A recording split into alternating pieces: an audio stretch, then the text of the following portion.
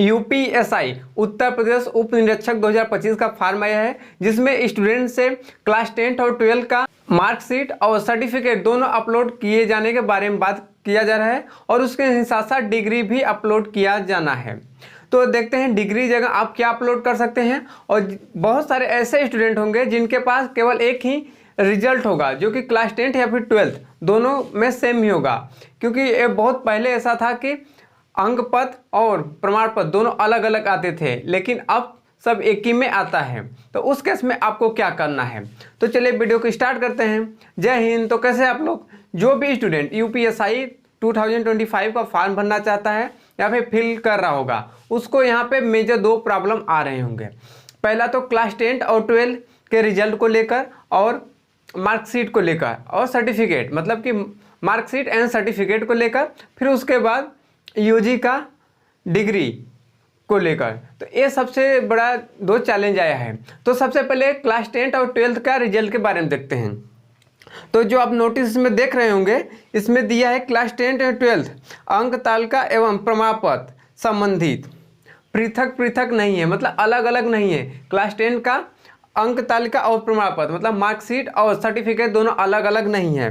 तो उस केस में स्टूडेंट क्या करेंगे, तो उस केस में यदि अंक पत्र एवं प्रमाण पत्र अलग अलग हैं तो आवेदन पत्र में अंक तालिका एवं प्रमाण पत्र दोनों अलग अलग अपलोड करेंगे। मतलब कि मार्कशीट और सर्टिफिकेट अलग अलग हैं तो अलग अलग अपलोड करेंगे। अगर अलग अलग अंक तालिका और प्रमाण पत्र दोनों नहीं है, मतलब कि दोनों एक ही में शामिल है, मतलब टोटल एक ही आपको रिजल्ट मिला है क्लास 10 और 12 का, तो ऐसे केस में आप क्या करेंगे, तो ऐसी दशा में आवेदन पत्र के अंक तालिका एवं प्रमाण पत्र के दोनों स्थान में यही एक अभिलेख अपलोड किया जाएगा। मतलब क्लास 10 का जो रिजल्ट है आपका, वो सर्टिफिकेट में और मार्कशीट में दोनों जगह अपलोड होगा।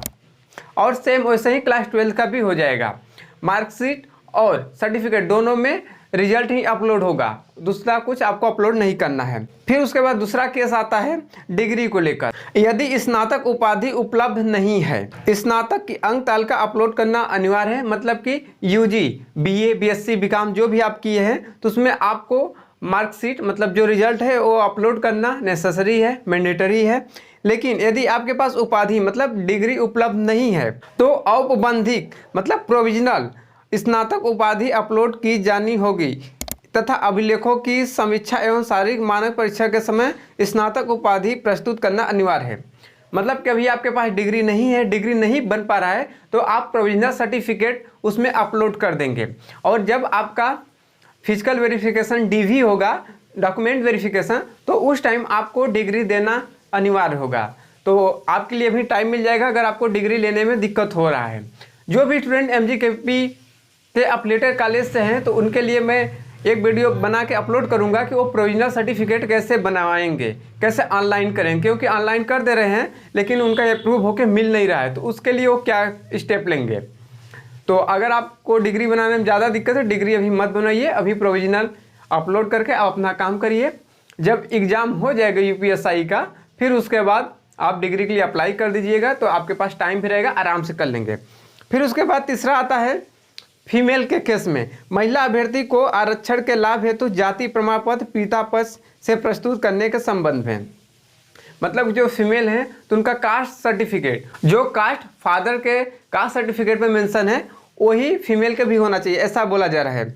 महिला अभ्यर्थी की जाति का निर्धारण उसके पिता पक्ष से होता है, मतलब कि फीमेल कौन सी कास्ट की है उसका निर्धारण जो फादर का कास्ट सर्टिफिकेट होगा उसके अनुसार ही होगा।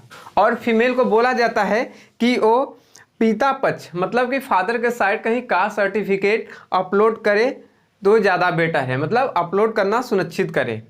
तो ये 3 अपडेट रहा है यूपीएसआई के फॉर्म को लेकर। फर्दर आगे जो भी गवर्नमेंट रिलेटेड फॉर्म, फिर जो भी जॉब आएंगे या फिर इंटर्नशिप, उसका अपडेट भी आपको मिलता रहेगा एमजीकेपी के नोटिफिकेशन के साथ साथ। और इस पे ही बहुत जल्द मैं माँ विंध्यवासिनी यूनिवर्सिटी जो मिर्ज़ापुर में खुला है, तो उससे जितने कॉलेज अफिलिएटेड है उसका भी आपको नोटिस मिलने लगेगा। तो बहुत जल्द ही मैं अब वीडियो डेली बेसिस पे देने का कोशिश करूंगा। बाकी आपका कोई भी सवाल रहता है तो कमेंट सेक्शन में कमेंट करके पूछ सकते हैं। तो मिलता हूँ नए वीडियो में नए टॉपिक के साथ, तब तक के लिए जय हिंद, जय भारत।